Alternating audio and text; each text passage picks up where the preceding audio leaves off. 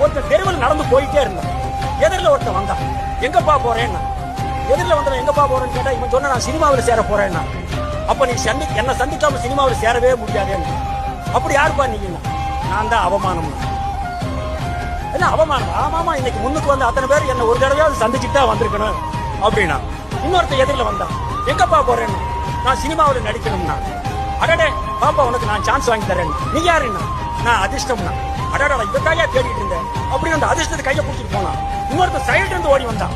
அப்பா நானும் வரேன், என்ன கூட்டிட்டு போங்க, உங்களுக்கு ஹெல்ப்பா இருக்கணும். நீ வேண்டாயா, அதிர்ஷ்டமே எனக்கு இருக்கு, நீ எதுக்குண்ணா போனா.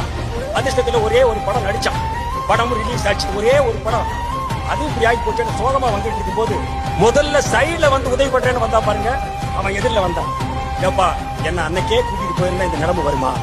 ஆமாப்பா நீ யாருன்னா, நான் தான் திறமைன்னா.